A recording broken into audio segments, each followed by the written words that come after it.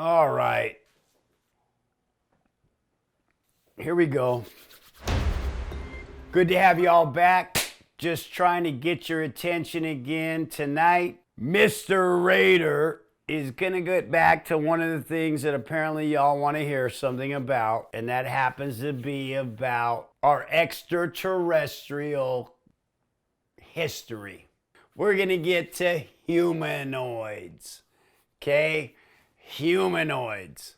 Not human beings. Humanoids. Wow. We all talk about gods, right? This, that. Almost every culture that you go to around the world, they have some type of god. But it all seems that they come from the heavens, right?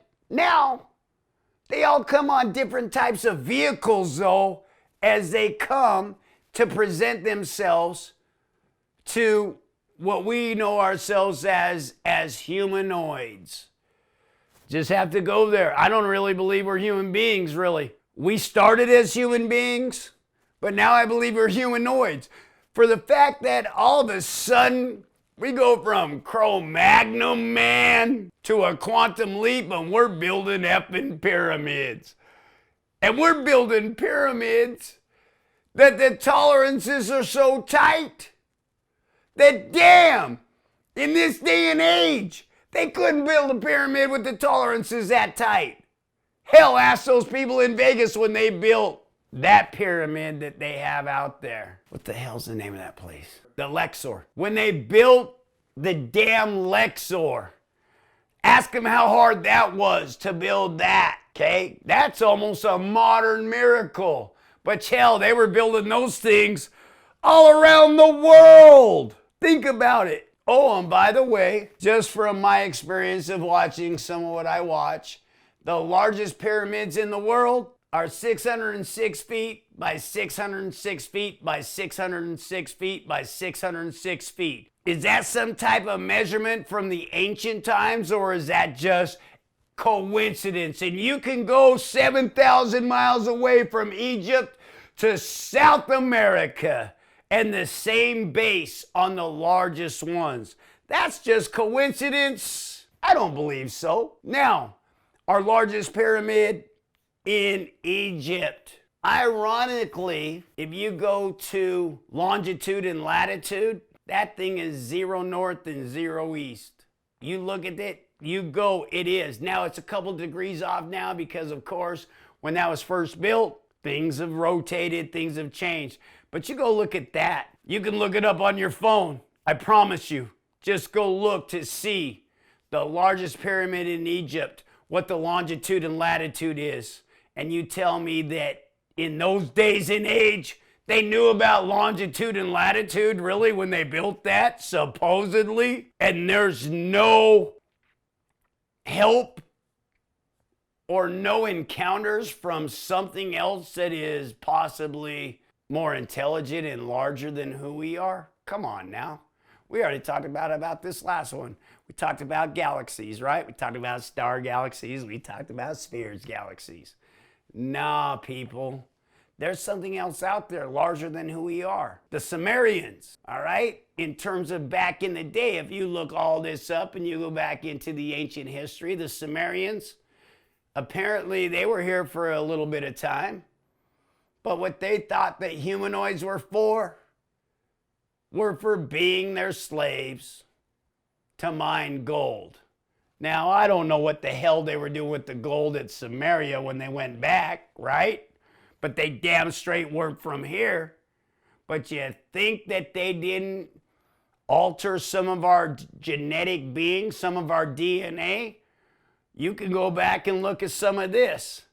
And this is what I love about this program, Ancient Aliens, and this is the thing. I'm not promoting that program per se. I'm just telling you it's a damn good program because it always says, what if? And this is what we always talk about when we talk about this stuff. What if? But guess what? What if's getting a lot greater in terms of our minds and what's going on because we're seeing more and more evidence that possibly our gods that we believed in the day were somebody in a better technological place than us. We're even going to go all the way back to the biblical in terms of being somebody as a god, which was a god of Israel, apparently, that Moses met on Mount Sinai. Now, when Moses met the God of Israel on Mount Sinai, he apparently was able to go up and see the whole round of the earth. At this point in time, that was unheard of.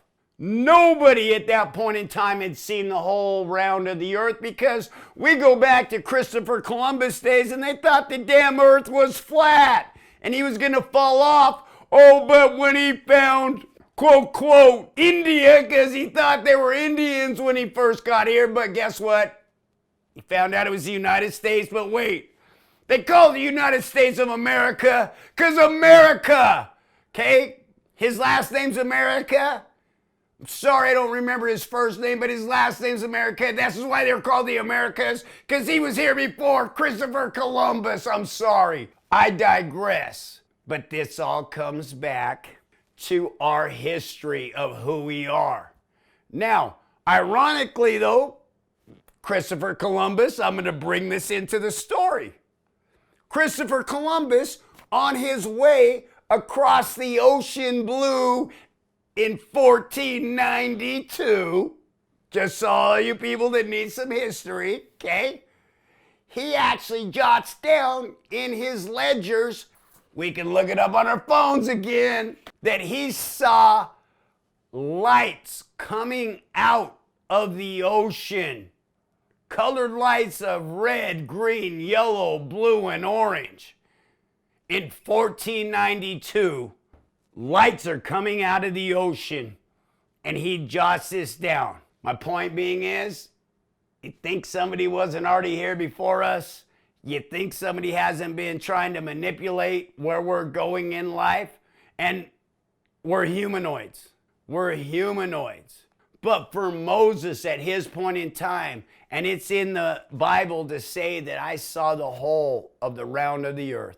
How prolific, or actually, how profound is that he was able to see that at that point in time? And you know what? People thought he was crazy. Now, you think that he didn't go up on something, they think that possibly he went up on something metallic, and it was a metallic tower. How tall would that tower have to be, y'all, for him to go up on the tower to see the whole round of the earth? That's going to be tough to do. Think about that, all right? We go into other cultures, magic carpets, dragons, this and that. Dragons are fighting in the sky,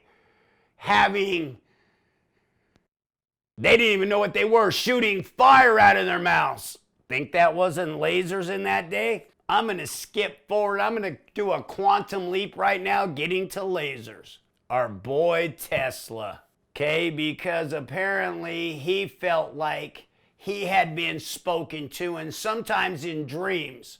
In fact, a lot of y'all, just so you know, a lot of these folks that have had these visions, it has come to them in dreams, but my goodness, it goes all the way to music, and I'll get into that in a minute, okay? But this is about Tesla, and we're going into dragons in the sky in terms of Chinese folklore, about them having dragons shooting I believe it's lasers, just so you know. From what we understand, but back in that day, 2,500 years ago, and this stuff's happening.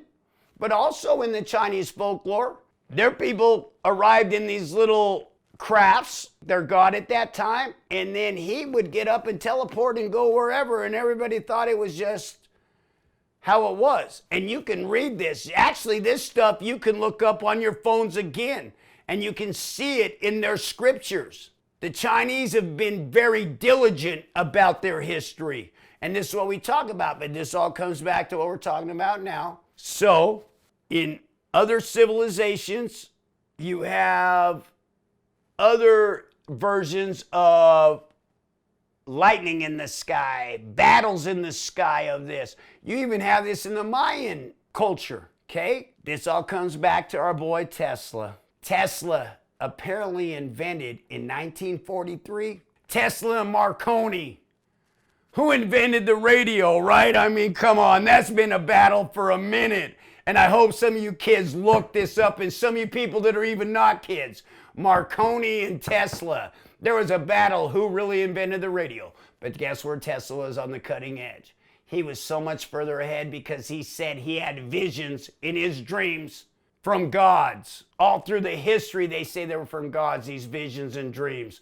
Even Joan of Arc, when she led France, and she was 14 years old as a female, and she leads France to one of the greatest victories in the history of the world. And you know what? The history of the world wouldn't be the same without Joan of Arc. Getting back to Tesla, having these visions.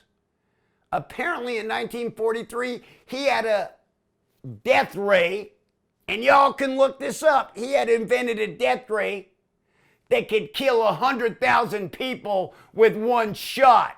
You could shoot down a plane within 250 miles. Apparently, right after that, our boy Tesla dies. Now, we all know people in our lives that have exceptional skills. We all know people in our lives that actually have exceptional communication skills. Well, this gets back to the humanoid thing and possibly us being hybrids. Some of us that are hybrids and some of us that are not. Apparently with the hybrid situation, they can take care and give us a little mental telepathy. For me, that goes a little far. But do I not believe it? Hell. Can I believe it? Yes, but what the hell if again, right? And we all think that everything is copacetic, and we're seeing this from the history of mankind trickling down now. People, look at your galaxies, okay? Look at what we're going through as humanoids at this time, and I really would like y'all to think about that. Humanoids. Wow. That really made me want to talk to you tonight because I'd never heard the word humanoids before until the other night. And when I did, it made me think, what if? Again, what if? Okay? Y'all, keep that in mind. I'm Mr. Raider, and I'm through.